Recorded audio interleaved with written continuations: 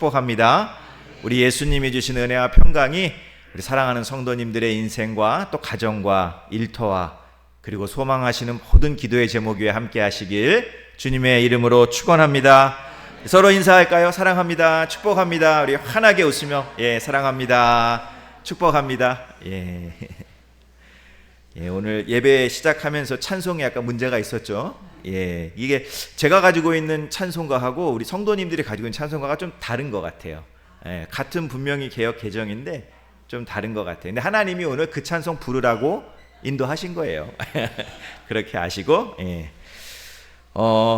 MG 세대라고 우리가 부르죠. MG 세대 보통 19세에서 29세에 해당하는 청년들에게 설문조사를 했습니다. 설문조사를 당신은 종교가 있습니다. 당신은 종교가 있습니까? 라는 질문을 했어요. 이 질문에 저는 종교가 없습니다. 저는 무교입니다. 라고 대답한 사람들이 얼마나 될까요? 78%라고 그래요. 10명 중에 8명이 종교가 없다고 대답을 한 거예요.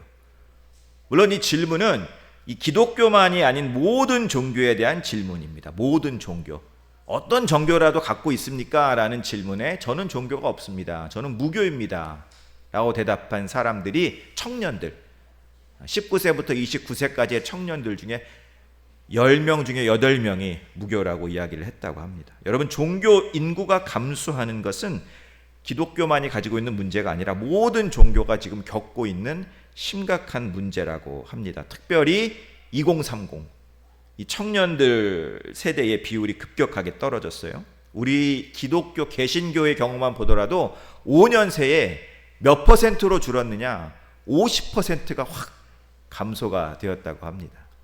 청년들만 그러느냐? 그렇지 않아요. 교회 학교도 문제가 있습니다. 제가 표를 하나 준비했는데 표를 하나 띄워봐 주실래요?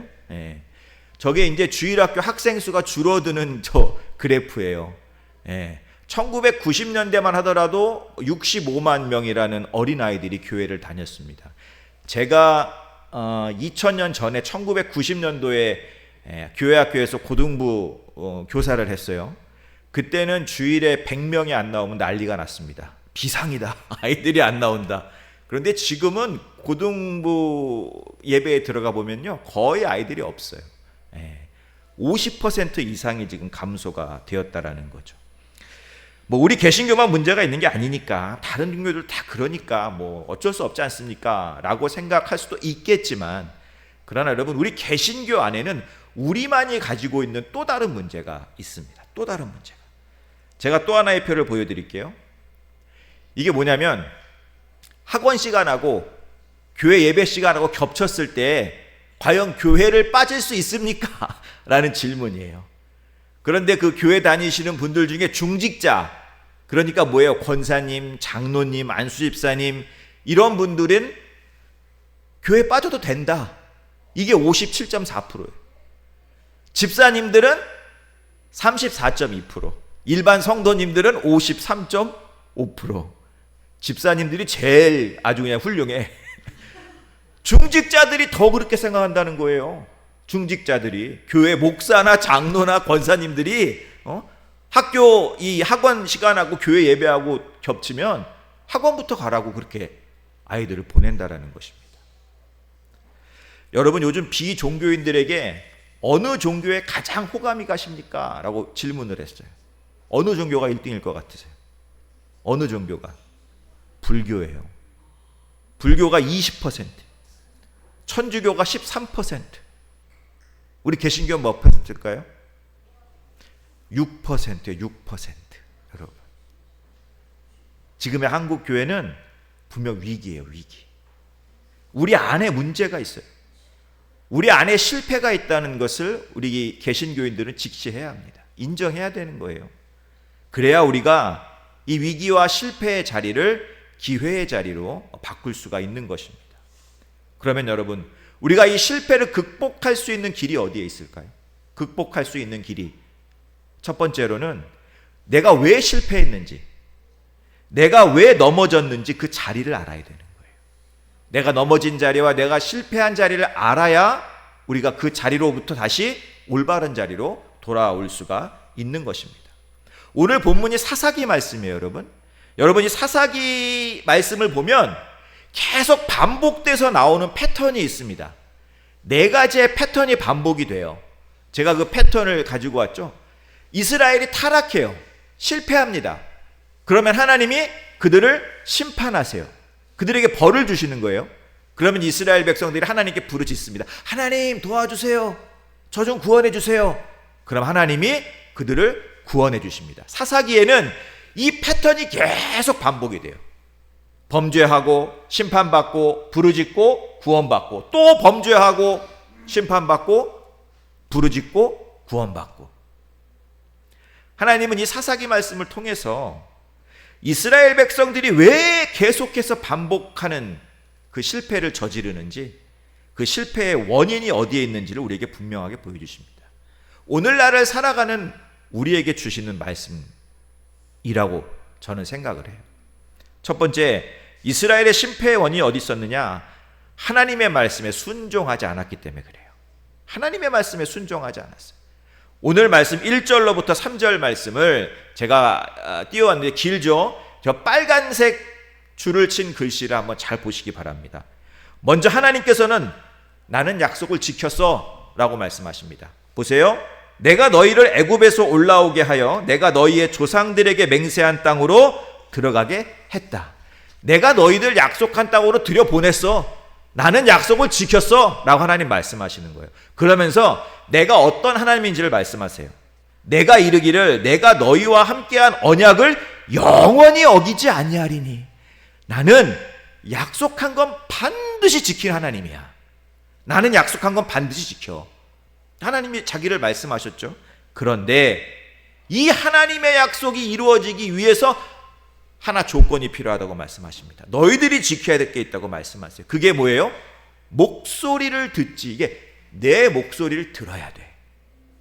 내 말에 순종해야 돼 라는 말이에요. 하나님의 말씀에 순종하면 내가 약속한 것을 반드시 너희에게 이루어 주지만 내 말에 순종하지 않으면 너희들은 내 심판, 내 저주를 피할 길이 없을 것이다.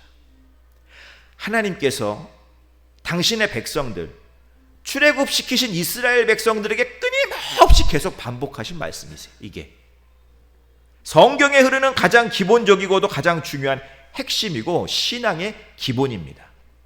하나님의 말씀에 순종하면 하나님의 약속이 이루어지지만 그 말씀에 순종하지 않으면 너희들이 그 심판을 피할 수가 없다라는 것이 성경에 흐르는 맥이에요. 맥. 그런데 여러분, 우리가 신앙생활을 하고 있지만 이 기본, 이 신앙의 기본을 지키는 것이 쉽지가 않습니다. 여러분, 죽음을 앞둔 여호수아가요, 이스라엘의 앞날을 걱정했어요. 정말 내 후손들이 행복하게 살길 원했어요. 하나님의 축복을 받으며 살기를 원했습니다. 우리 부모님들, 자녀들을 향한 그 소원이 아마 이와 같지 않겠습니까? 여호수아와 같을 거 아니에요. 내 자녀들이 행복하게 살았으면 좋겠다. 내 자녀들이 하나님의 축복 안에 살았으면 좋겠다. 이것이 저와 여러분들이 가지고 있는 부모의 심정이에요. 여호수아가 그랬어요. 여호수아가. 죽음을 앞둔 여호수아가 그래서 그 후손들을 모아놓고 이야기를 합니다. 여호수아가 유언을 남기는 거예요. 그게 여호수아 23장인데 제가 정리를 해와봤어요. 보시기 바랍니다. 죽음을 앞둔 내가 너희에게 간절히 부탁한다. 너희는 힘써서 모세의 율법책에 기록된 것을 다 지켜 행하라. 그러니까 하나님의 말씀을 떠나지 말아라. 너희들 하나님의 말씀에 순종해라. 그러면 하나님의 약속이 이루어진다. 그러나 만일 너희가 너희 하나님 여호와께서 너희에게 명령하신 그 언약, 하나님의 말씀을 범하고 다른 신들을 섬기면 여호와의 진노가 너희에게 이를 것이다. 너희들 멸망할 거야. 그러니까 하나님의 명령, 하나님의 말씀, 가나안 족속들을 다 내쫓으라는 그 하나님의 말씀에 순종해라. 순종해라. 그렇지 않으면 그들이 너희에게 올무가 되고 덫이 되고 채찍이 되고 가시가 될 것이다. 여호수아가 자신의 후손들에게 남긴 마지막 유언이에요. 너희들 말씀을 잘 지켜 행하면 하나님의 약속이 반드시 이루어지지만 하나님이 명하신 그 약속, 가나안 족속들을 다 쫓아내라는 그 약속을 지키지 않으면 그것들이 너희의 가시가 되고 올무가 되고 덫이 되고 채찍이 될 거야. 여러분, 다윗도 아들 솔로몬에게 유언을 남길 때 무엇을 유언으로 남겼어요? 너는 믿음의 대장부가 되어라. 이게 유언이었어요. 다윗은 재물이 많았습니다. 다윗은 권세도 있었습니다. 그러나 그 아들 솔로몬에게 남긴 건 재물이 아니고 권세가 아니고 믿음이었어요. 믿음. 우리 사랑하는 성도님들, 우리 성도님들 한번 생각해 보세요.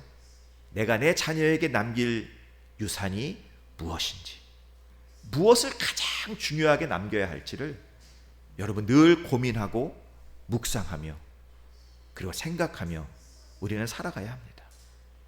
여호수아가 이렇게 간절하게 말했는데 이스라엘 백성들이 이것을 지켰을까요? 안 지켰을까요? 안 지켰어요. 하나님의 말씀에 순종하지 않습니다. 그들이 어떻게 되었느냐? 오늘 말씀 2절로부터 3절 말씀인데, 너희는 이 땅의 주민, 가나안이에요. 가나안 주민과 언약을 맺지 말며 그들의 제단들을 헐라하였거늘 너희가 내 목소리를 듣지 아니하였으니 어찌하여 그리하였느냐? 그러므로 내가 또 말하기를 내가 그들을 너희 앞에서 쫓아내지 아니하리니 그들이 너희 옆구리에 가시가 될 것이며 그들의 신들이 너희에게 올무가 되리라. 여호수아가 분명히 경고했죠. 이스라엘 백성들이 하나님의 말씀에 순종하지 못하자 그 가나안 족속들이, 쫓아내지 못한 가나안 족속들이 그들에게 올무가 되고 가시가 되어버린 거예요. 가시가. 근데 여러분, 우리의 모습을 생각해 보면 우리도 이와 같을 때가 많습니다. 우리를 괴롭히는 가시들이 있어요. 우리의 삶에. 그런데 그 가시들을 잘 생각해 보면 하나님의 말씀에 불순종했기 때문에 가시가 된 경우가 있다라는 거예요. 여러분, 사도행전에 나오는 아나니아와 삽비라 아시죠? 아나니아와 삽비라. 이들이 하나님께 헌금을 드리겠다고 작정을 합니다. 그죠? 처음에는 참 좋은 마음으로 내가 하나님을 위해서 헌금할 거야, 그 마음 가지고 그대로 헌금했다면 여러분, 그 재물은 그들에게 축복이 되었을 거예요. 그런데 그들이 그 하나님을 향한 그 사랑의 마음을 잊어버립니다. 그리고 그 헌금 중에서 일부를 몰래 뒤로 빼돌려요. 그리고 일부만 드린 거예요. 불순종한 거예요. 그랬을 때 그 재물이 그들에게 가시가 되고 올무가 되고 저주가 되어버렸습니다. 여러분, 우리가 가지고 있는 가시 중에는 분명 하나님의 말씀에 불순종해서 가시가 된 것들이 있다라는 거예요. 그렇다면 여러분, 오늘 이 이스라엘 백성들이 왜 하나님의 말씀에 순종하지 못했을까요? 분명히 들었잖아. 너희들 불순종하면은 너희들 비참한 결과를 낳게 될 거야. 분명히 들었는데 왜 꾸역꾸역 그 불순종의 길로 들어갔을까? 두 가지의 이유가 있어요. 첫 번째는 뭐냐? 자기 비하예요. 자기 비하. 다른 말로 하면 하나님을 의심했기 때문에 그렇습니다. 사사기 1장 말씀에 보면 이 이스라엘 백성들이 가나안 족속을 쫓아내지 못한 이유가 나와요. 1장 19절의 말씀인데 우리 같이 한번 읽어볼까요? 시작. 여호와께서 유다와 함께 계셨으므로 그가 산지 주문을 쫓아내었으나 골짜기의 주민들은 철병거가 있으므로 그들을 쫓아내지 못하였으며. 왜 쫓아내지 못했대요? 그들이 뭘 가지고 있어? 철병기를 갖고 있대요. 야, 쟤들 우리 못 이겨. 쟤들 철병거 갖고 있잖아. 지금으로 말하면 쟤들 핵무기 갖고 있잖아. 야, 우리는 탱크 가지고 있는데 쟤들을 어떻게 이기냐? 우리가 가진 무기로는 저들을 이길 수가 없어. 여러분, 이런 의식이 바로 자기 비하예요. 나는 못났다. 이런 의식이에요. 그런데 이런 자기 비하는 왜 오느냐? 하나님을 의심하는 데서 오는 겁니다. 여러분, 그들은 하나님을 믿는 사람들이었어요. 하나님이 철병거보다 약해요? 강해요? 강하신 분이죠. 철병거보다 강하신 하나님을 믿었다면 저들이 내 눈에 밥이 될 수밖에 없는데 그 하나님을 의심하고 저들이 가진 철병거만 바라보니까 나는 못해. 자기 비하를 할 수밖에 없는 거예요. 여러분, 이런 걸 다른 말로 뭐라고 하느냐? 메뚜기 의식이라고 그래요. 메뚜기 의식. 메뚜기 하면 떠오르는 거 있죠. 연예인 말고, 유모 말고 메뚜기 하면 떠오르는 게 있어요. 민수기 말씀. 민수기 말씀에 보면 이스라엘 12지파가 있잖아. 한 명씩 딱 뽑아내서 12명을 갖다 가나안에 정탐을 시켜요. 저 땅이 어떤 땅인지 가서 보고 와라. 12명이 보고 돌아왔어요. 그런데 의견이 둘로 나뉘어. 10명은 야, 저 땅 우리 못 차지해. 저기 가보니까 저기 사는 거민들은 엄청 큰 거인들이야. 우린 거기에 비하면 메뚜기야, 메뚜기. 근데 여호수아와 갈렙은 무슨 말하는 거야? 저들은 우리의 밥이야, 밥. 하나님이 우리에게 약속하셨잖아. 여러분, 왜 의견이 둘로 나뉘었어요? 이유가 뭐예요? 왜 반응이 틀려요? 둘이 바라보는 게 틀렸기 때문에 그래. 여호수아와 갈렙은 누구를 바라봤습니까? 하나님을 바라봤어요. 나머지 10명은 누구를 바라봤어요? 그 거인들만 바라본 거예요. 하나님을 바라보지 못하고 자신이 처한 상황만을 바라본. 여러분, 하나님의 능력을 바라보면 그 사람의 능력은 누구의 능력이 될까요? 하나님의 능력이 되는 거예요. 그런데 하나님을 바라보지 못하면 나만 보이잖아. 나만. 연약한 나만 보이잖아. 메뚜기 같은 나만 보이잖아. 자기 비하를 할 수밖에 없는 것입니다. 하나님의 능력을 의심하고 자꾸 상황만 탓하면 우리가 불순종의 길에 빠져들 수밖에 없어요. 우리의 입술에서 어떤 말을 제거해야 되느냐? 나는 이길 수 없어. 나는 못해. 나는 부족해. 나는 남들보다 못났어. 여러분, 이런 말들은 다 버려야 돼요. 우리가 버려야 돼요. 하나님의 백성은 의식 개혁을 해야 합니다.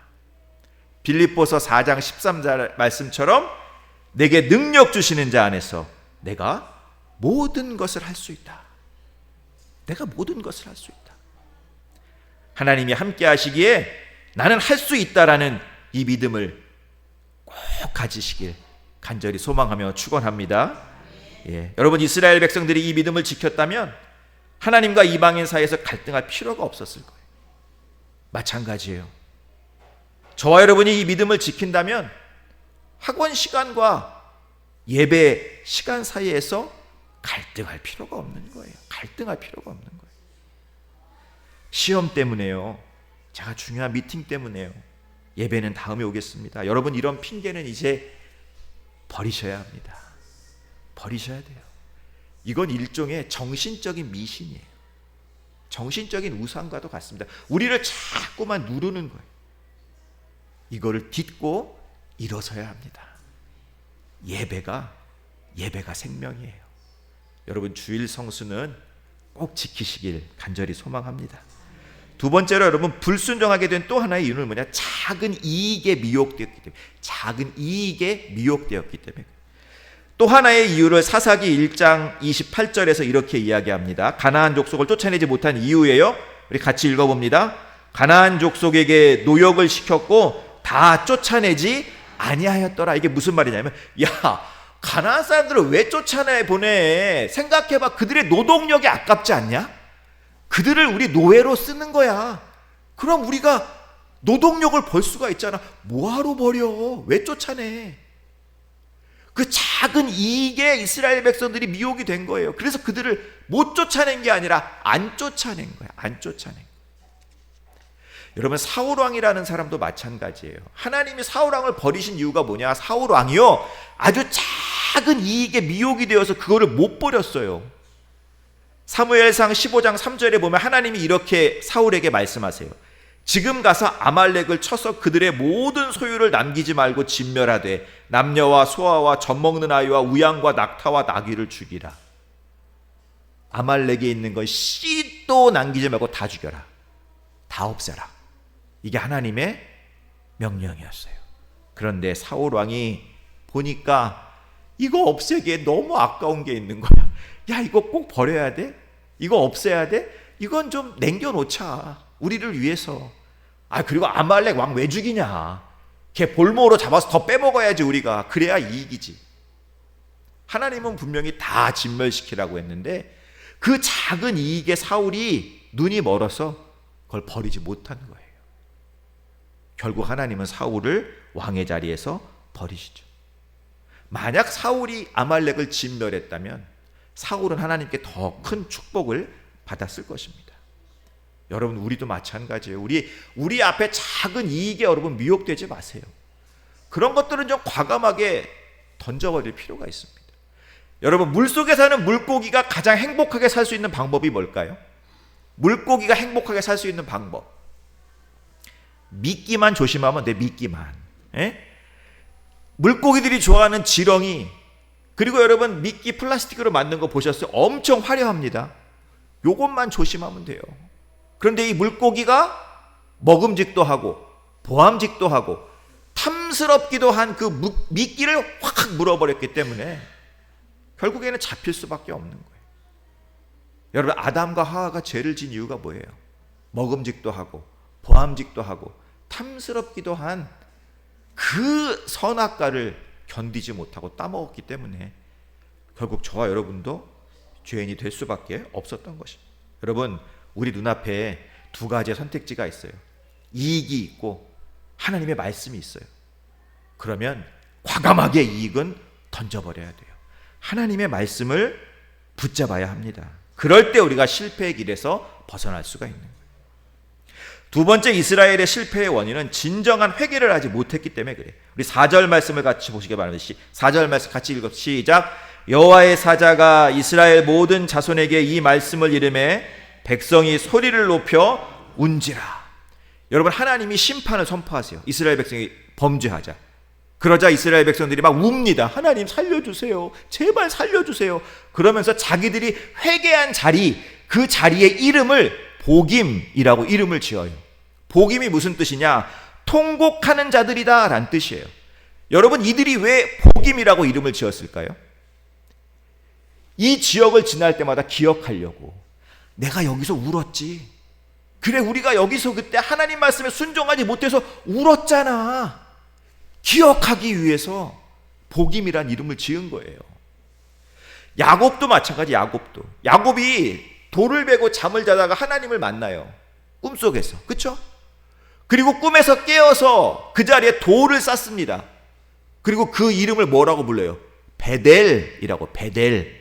하나님의 집이다. 왜 그 이름을 붙였을까요? 나 기억할 거야. 나 여기서 하나님 만났어. 하나님이 이곳으로 꼭 돌아오게 하신다고 했어.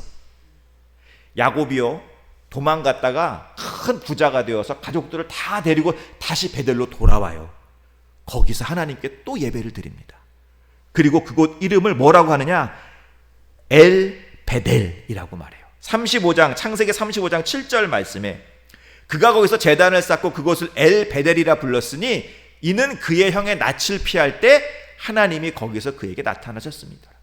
내가 예전에 집에서 쫓겨나서 도망갈 때 하나님이 이곳에서 나를 만나 주셨어. 내가 그때 이곳을 베델이라고 이름 지었어. 그런데 내가 지금 다시 돌아왔어. 내가 그 하나님을 기억하며 이곳을 엘 베델이라고 부를 거야. 엘 베델이 뭐야? 베델에서 나타나신 하나님이란 뜻이에요. 하나님을 기억한 야곱에게 하나님은 나타나셔서 그를 축복하십니다. 기억은 뭐예요, 여러분? 기억은 잊지 않는 거예요. 끝까지 변하지 않고 지키는 것이 기억입니다. 그런데 이스라엘 백성들은 그것을 기억하지 못한 거예요. 자신들의 회개, 자신들이 만난 하나님, 그 하나님을 기억하지 못 찾아 그들은 계속해서 실패의 자리에 머물 수밖에 없어요.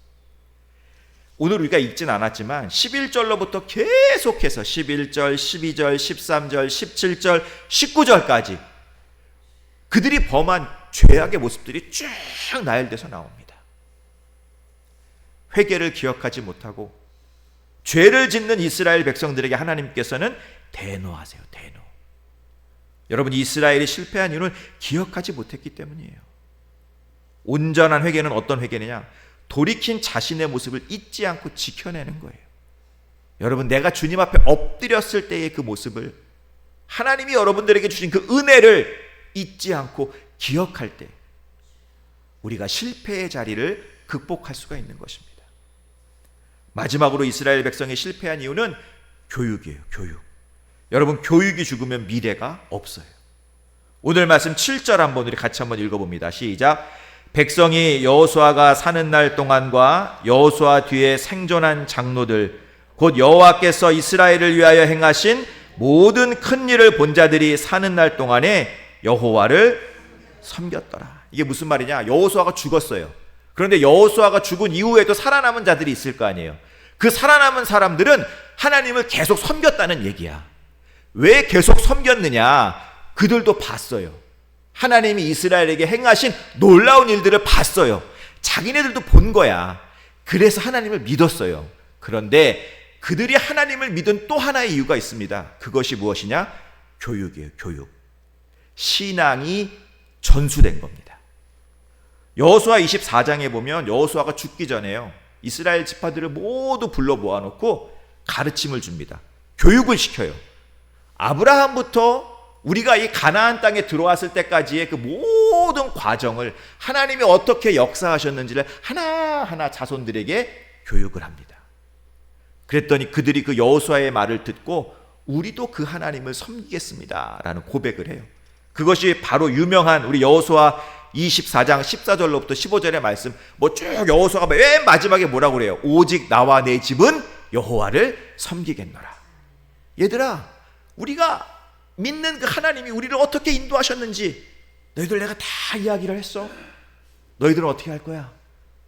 나와 내 집은 여호와를 섬길 거야. 그랬더니 이스라엘 백성들 우리도 하나님 말을 섬기겠습니다. 교육이 이루어진 거예요. 신앙의 전수가 이루어진 거예요. 그들은 하나님을 떠나지 않았어요. 그런데 오늘 사사기에 나오는 백성들 하나님을 떠납니다. 오늘 10절 말씀을 같이 보세요. 10절 같이 읽어봅니다. 시작. 그 세대의 사람도 다 그 조상들에게로 돌아갔고 그 후에 일어난 다른 세대는 여호와를 알지 못하며 여호와께서 이스라엘을 위하여 행하신 일도 알지 못하였더라. 그 세대의 사람은 아까 제가 말씀드린 여호수아 죽은 다음에 사람들, 하나님을 믿었던 사람들. 근데 이 사람들 다 떠났어요. 그 후에 일어난 세대는 여호와를 알지 못했습니다. 여호와를 섬기지 않았어요. 왜 그랬을까? 교육이 이루어지지 않았기 때문에, 신앙의 전수가 이루어지지 않았기 때문에 그렇습니다. 여러분, 우리 부모님 세대는요, 하나님의 말씀과 하나님의 행하신 일, 내가 경험한 하나님을 자손들에게 잘 전달하고 가르쳐야 하는 의무가 있어요. 우리 성도님들 중에 자녀에게 내가 만난 하나님에 대해서 말씀해 보신 적 있어요? 내 신앙 간증을 해보신 적 있습니까? 자녀들에게. 뭐 저도 되게 부끄러워 이 말씀을 드리는 게, 내가 내 자녀에게 나는 하나님 어떻게 만났어? 내가 언제 하나님, 이런 하나님을 만났어? 우리 자녀들이 기억하고 있는 것 중에 하나가, 우리 자녀들이 아프면 우리 아내가 밤새도록 안고 기도를 했어요. 밤새도록 안고 기도를 했어요. 그런데 정말 신기한 건 그 다음날 아침에 깨끗이 낫게 되는 경우들이 있었어요. 근데 우리 자녀들이 그거를 기억을 해요. 어렸을 텐데 우리 엄마가 나를 안고 밤새도록 기도했어. 우리가 자녀들에게 신앙교육을 한다는 건 성경책 가지고 너 성경 갖고 와요, 창세기 1장 읽어, 이것도 교육이 될 수 있지만 더 중요한 건 뭐냐면 내가 만난 하나님, 내가 경험한 하나님. 우리 성도님들도 저에게 신앙 하시잖아요. 목사님, 제가 어제 꿈을 꿨는데 성령님을 만난 것 같습니다. 이런 말씀들 하시잖아요. 내가 경험한 하나님을 자녀들에게 우리가 말해줘야 되는 거예요. 신앙의 대화가 그 가정 안에 있어야 합니다. 여러분, 사사기에 나오는 이스라엘의 문제는 뭐냐? 교육이었어요. 교육. 신앙 교육. 신앙의 전수가 없었기 때문에 그들이 실패한 것입니다. 요즘 지금 한국 교회의 위기가 왜 오느냐? 이 신앙의 전수가 자꾸만 사라지기 때문에 그래요. 교육이 약해지기 때문에 그래요. 마태복음 28장에 보면 예수님의 마지막 지상명령이 나옵니다. 우리 같이 한번 읽어봅니다. 예수께서 나와 말씀하여 이르시되 하늘과 땅의 모든 권세를 내게 주셨으니 그러므로 너희는 가서 모든 민족을 제자로 삼아 아버지와 아들과 성령의 이름으로 세례를 베풀고 내가 너희에게 분부한 모든 것을 가르쳐 지키게 하라. 볼지어다 내가 세상 끝날까지 너희와 항상 함께 있으리라 하시니라. 예수님이 강조하신 건 두 개, 선교와 교육이에요. 선교와 교육. 교회는, 믿음의 가정은 믿음의 인물, 믿음의 사람을 양성하는 곳이 되어야 합니다. 우리 이숙교회가 어떤 교회가 되어야 하느냐? 우리 성도님들의 가정이 어떤 가정이 되어야 하느냐? 믿음의 인물, 믿음의 사람, 이 땅을 밝힐 별이 될 믿음의 사람을 양성하는 곳이 되어야 한다라는 거예요. 오늘 우리가 어린이 주일을 보내고 있습니다. 우리 믿음의 부모님들, 우리 성도님들, 이 세 가지를 꼭 기억하시기 바랍니다. 하나님의 말씀에 절대적인 순종, 진정한 회개, 잊지 않는 것, 그리고 신앙의 교육. 이 세 가지 믿음의 모습이 충만한 우리 이숙교회, 그리고 우리 성도님들의 가정이 되시길 주님의 이름으로 축원합니다. 기도하겠습니다. 하나님 아버지, 어린이 주일을 맞아 부모된 우리들의 신앙의 모습, 우리 가정의 모습, 우리 교회의 모습을 돌아봅니다. 이스라엘이 실패할 수밖에 없었던 그 어리석은 모습들이 우리에게도 있었음을 고백합니다. 용서하여 주옵소서. 저희들 실패의 자리를 돌아보며 실패를 딛고 다시 일어서기를 소망합니다. 하나님을 의심치 않고 작은 이익에 미혹되지 않고 오직 말씀에 순종하겠습니다. 주님의 은혜로 여기까지 왔음을 잊지 않는 진정한 회개의 삶을 살겠습니다. 우리의 자녀와 후손들에게 신앙을 교육하고 신앙을 전수하는 일에 열심을 다하겠습니다. 이 시대를 살리고 세상의 빛과 소금이 될 믿음의 사람들을 양성하는 우리 가정이요 우리 이숙교회로 축복하여 주옵소서. 예수 그리스도의 이름으로 기도드리옵나이다. 아멘.